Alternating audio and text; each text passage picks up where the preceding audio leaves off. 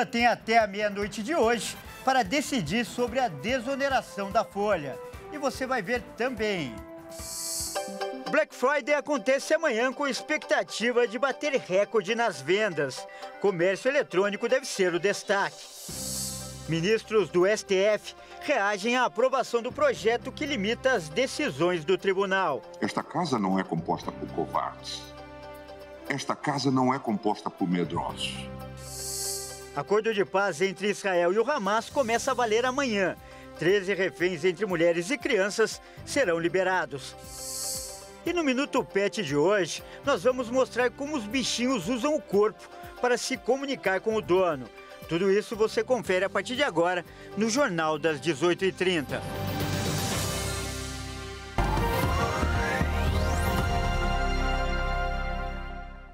Olá, seja muito bem-vindo. Nós estamos ao vivo. São 18h33 pelo horário de Brasília. Eu sou o Kleber Werneck e a partir de agora você acompanha comigo as notícias do Brasil e do mundo desta quinta-feira. E olha só, o presidente Lula tem até hoje para decidir sobre a sanção do projeto de lei que prorroga a desoneração na folha de pagamento das empresas até 2027. A medida afeta os 17 setores que mais empregam no país.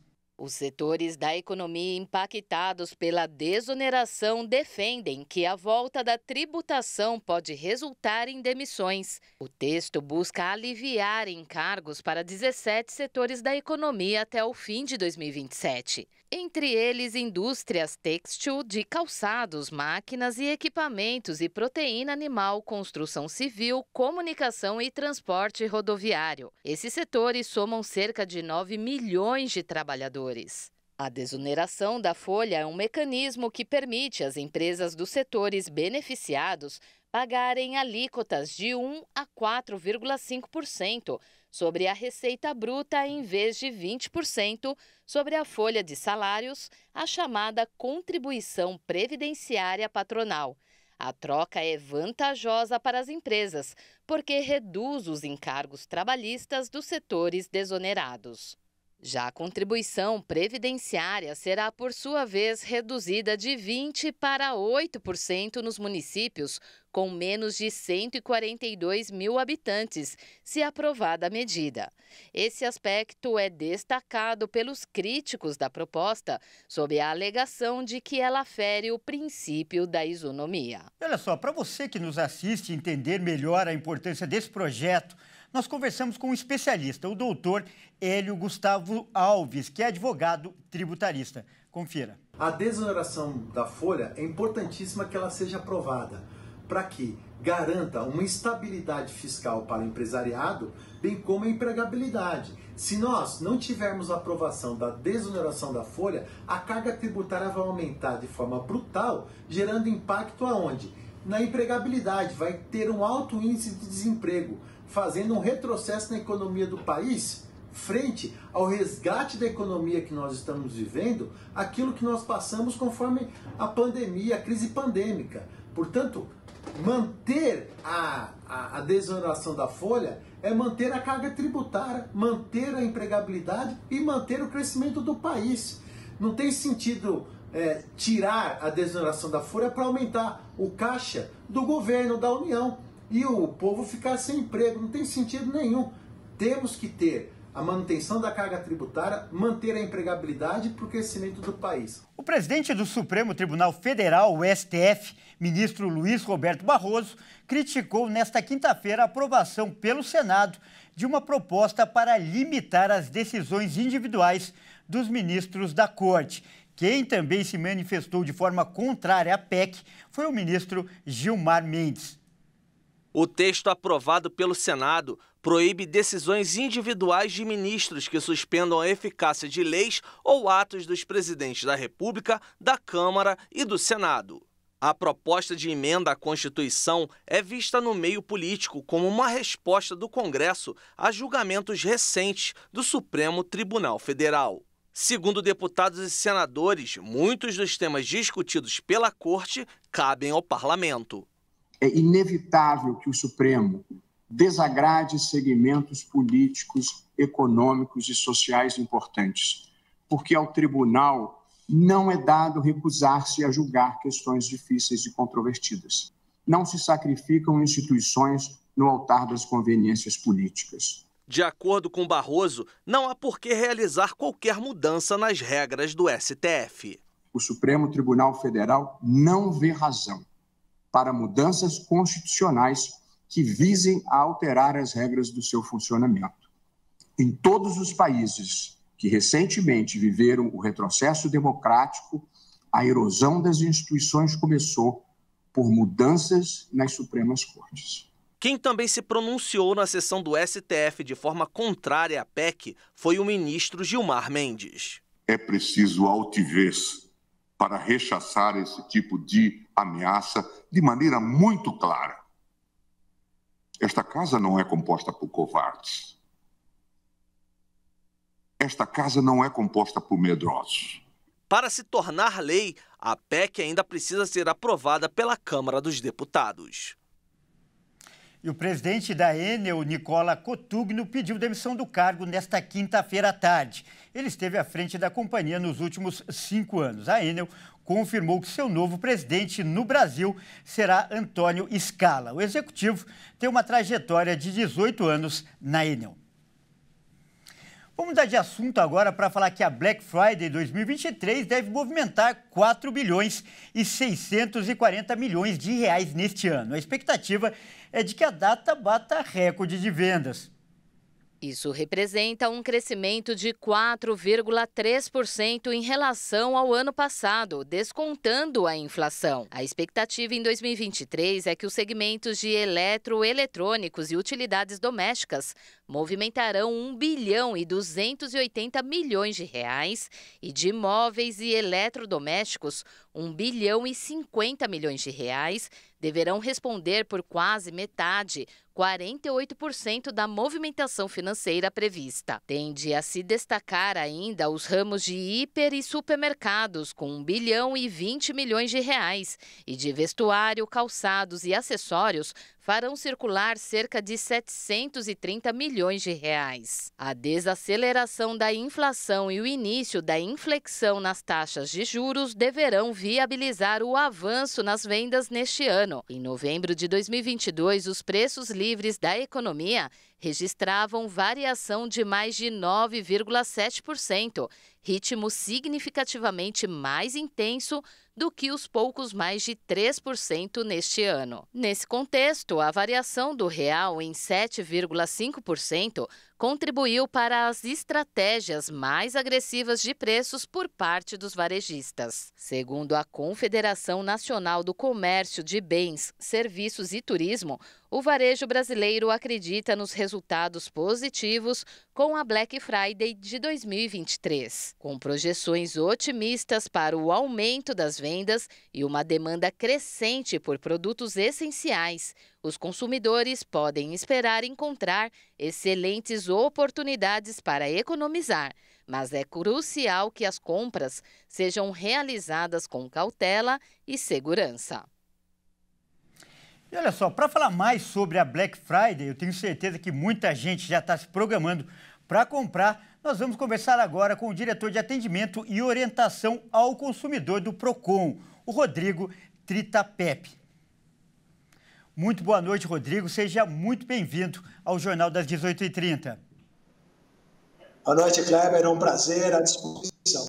Legal. E olha só, Rodrigo, em anos anteriores questionou-se muito as vantagens dessa data. A alegação era que os descontos não passavam de manipulação.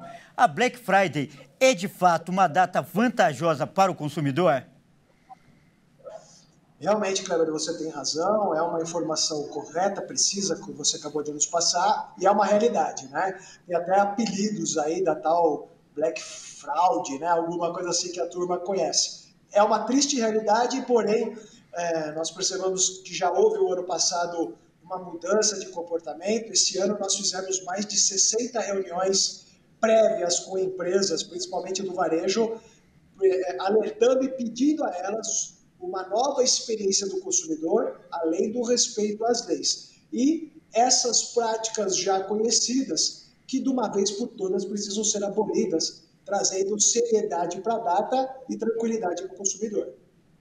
E a gente tem que fazer um registro que, se essa má fama tem mudado, muito se deve à atuação do PROCON. E, baseado nisso, quais são as principais orientações para quem pretende fazer uma compra a partir de amanhã? Kleber, me perdoe, você fez uma pergunta, eu não terminei de responder. Sim, é uma oportunidade do consumidor, com as devidas atenção, acreditar e comprar na Black Friday. Desculpa não ter respondido.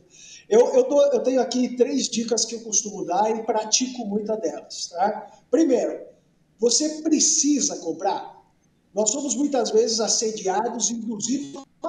Tem gente, Kleber, já teve situações aqui de pessoas que compraram uma televisão, chegou em casa, não tinha nem parede para pendurar. Parece uma brincadeira, mas é verdade. Primeiro ponto, preciso. Segundo, cabe no bolso. Nós fazemos aqui o tratamento dos superendividados e a compra excessiva, descontrolada, é causa de endividamento. Então, primeiro, preciso. Segundo, posso pagar? Terceiro, eu conheço a marca que eu estou comprando, a loja. É uma entidade, nós damos preferência para as marcas nacionais, empresas brasileiras, que inclusive podem ser registradas reclamações contra elas. Essas são 3 dicas principais. Né? Preciso, tenho dinheiro e conheço a marca. Muita atenção a 2 palavras que não necessariamente estão atreladas a golpe, mas na maioria dos relatos elas aparecem, Kleber. Desconto e Pix. Muito cuidado. Rede social, desconto e Pix. Isso é uma coisa que não só na Black Friday, mas o ano todo assusta o comércio eletrônico. Olha, Rodrigo, a sua resposta só nos dá a certeza de que a atuação do PROCON vai muito além da parte legal dos direitos do consumidor, mas também se preocupa com a educação financeira. Isso é louvável. Eu agradeço muitíssimo a sua participação. Acabei de conversar com o Rodrigo Tritapep, que é diretor de atendimento e orientação ao consumidor do PROCON. Mais uma vez, muito obrigado, Rodrigo. Obrigado, boa noite, à disposição sempre que vocês nos convidarem. Grande abraço. E olha só, um prédio de pavimento, de 5 pavimentos, desabou na cidade de Gramado por causa das fortes chuvas que atingem a região, o Rio Grande do Sul. A repórter Bruna Cantalupe traz mais detalhes. E na manhã desta quinta-feira, um prédio localizado na ladeira das Azaleias, no bairro Três Pinheiros, em Gramado, na Serra do Rio Grande do Sul, desabou devido a um colapso estrutural e foi atribuído ao grande volume de chuvas que atinge a região. Vale destacar que o edifício já estava isolado desde o último sábado. Não há registros de vítimas, uma vez que todos os moradores haviam sido desalojados no domingo. O prédio desabou dentro de seu próprio terreno e a instabilidade do solo persiste. Portanto, tanto o local do desabamento quanto o bairro Três Pinheiros permanecem isolados. É importante ressaltar que desde a quarta-feira, dezenas de moradores de Gramado foram obrigados a deixar as suas residências, devido ao surgimento de rachaduras no solo em vários bairros do município, durante as intensas chuvas que afetam a região desde o último fim de semana. As autoridades continuam monitorando de perto a evolução do quadro e tomando as medidas necessárias para garantir a segurança da população. E a empresa que organizou o show da cantora Taylor Swift no Rio de Janeiro está sendo investigada pela polícia. Quem vai contar melhor essa história é o repórter Anderson Nascimento. É isso, Kleber. Após a morte da jovem Ana Benevides no show que ocorreu no dia 17, a polícia abriu uma investigação contra a T4F, empresa responsável pela organização dos shows da cantora pop Taylor Swift. Foi revelado pela polícia que, após recolher relatos do público participante do evento, a Delegacia do Consumidor abriu um inquérito para apurar o crime de perigo para a vida e a saúde. Uma das principais críticas dos fãs que compareceram ao show foi a proibição de entrada do público com garrafas d'água. Os responsáveis pelo evento serão chamados para prestar depoimento. Outras autoridades já vinham investigando a empresa durante os shows por posturas adotadas durante a realização do evento. o Ministério da Justiça cobrou explicações do porquê da proibição de garrafas d'água na entrada do show. Bom, depois desse episódio, o Ministério lançou uma portaria no Diário Oficial desta semana, fazendo com que as empresas agora sejam obrigadas a distribuir água em ilhas de hidratação espalhadas pelo local do evento, a fim de que possa evitar outras ocorrências como essa. É com você, Kleber. E veja a seguir, acordo de paz entre Israel e o Hamas começa a valer amanhã. 13 reféns serão liberados. E você vai ver também o que significa cada movimento que o pet faz para se comunicar com o dono. Nós voltamos já.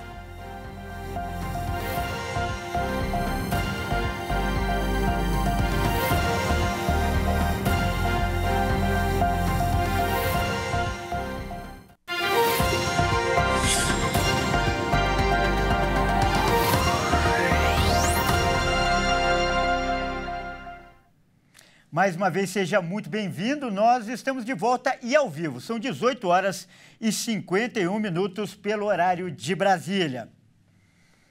E olha só, a trégua nos combates entre Israel e o Hamas em Gaza vai entrar em vigor na manhã desta sexta-feira. E os primeiros reféns capturados pelo grupo palestino devem ser libertados à tarde. O anúncio foi feito nesta quinta-feira pelo Ministério das Relações Exteriores do Catar, que media as negociações e detalhou que 13 mulheres e crianças das mesmas famílias vão ser libertadas. O porta-voz da chancelaria do Catar também disse que um certo número de civis vai ser libertado todos os dias até atingir o total acordado de 50 ao final de 4 dias. O acordo de trégua entre Israel e o Hamas, em guerra desde 7 de outubro, foi anunciado na quarta-feira, depois de uma negociação mediada por Catar, Egito e Estados Unidos. Durante o ataque, os comandos do Hamas sequestraram 240 pessoas. O acordo estipula que Israel vai libertar 3 prisioneiros palestinos para cada refém israelense libertado. A interrupção dos combates também busca facilitar a assistência aos quase 2,4 milhões de palestinos que vivem sob cerco israelense na faixa de Gaza. Depois do ataque, Israel prometeu aniquilar o Hamas e lançou uma ofensiva na faixa de Gaza que autoridades afirmam ter deixado mais de 14 mil mortos. Chegou a hora da gente falar sobre o melhor amigo do homem com a Caroline Povoleri.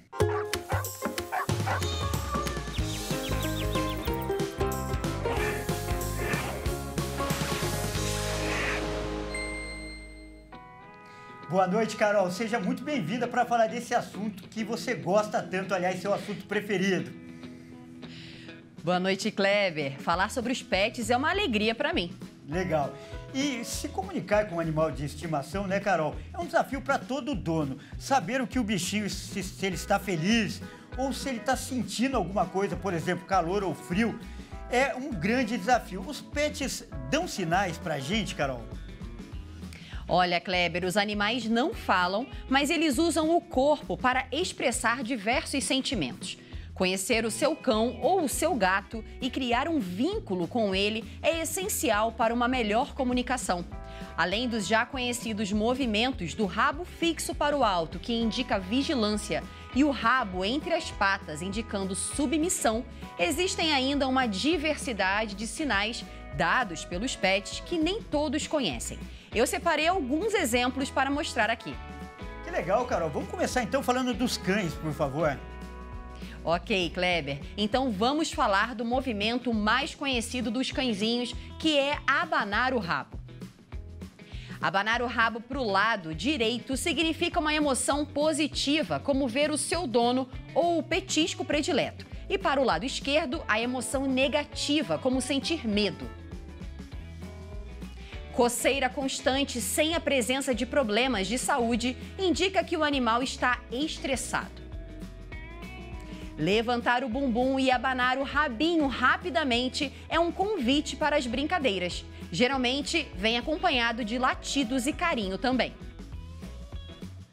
Bocejar nem sempre significa preguiça. Pode ser sinal de que seu pet está aguardando a porta abrir para um passeio ou ainda quando está presenciando uma briga.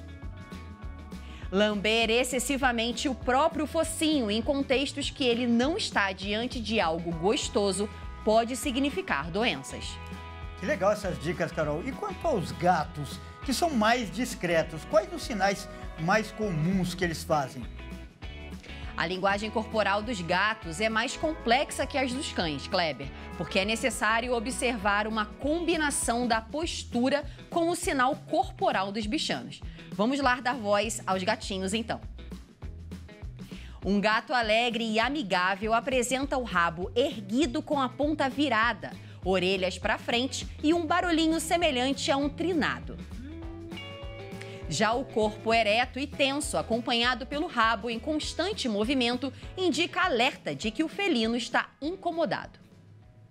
O corpo arqueado com orelhas para os lados e pelos arrepiados mostram que o gatinho está furioso. Cuidado!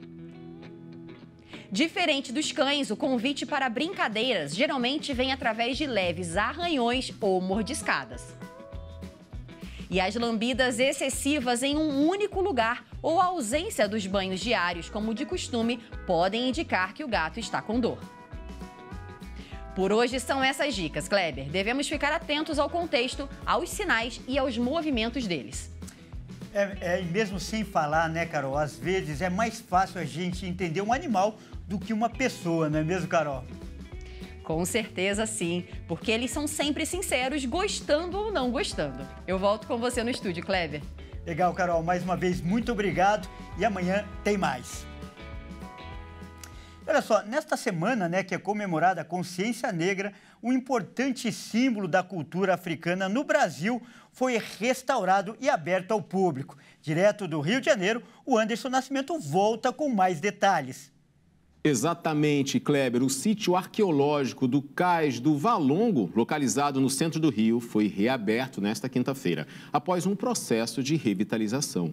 A obra custou R$2 milhões e incluiu a instalação de sinalização educativa e painéis expositivos. Os vestígios do cais foram descobertos em 2011, durante escavações para obras do Porto Maravilha, projeto de revitalização da zona portuária do Rio. O local é símbolo da memória da cultura africana no Brasil. O Banco Nacional de Desenvolvimento Econômico e Social anunciou uma ação de cooperação com vários órgãos do governo para a elaboração de um planejamento físico-espacial da região.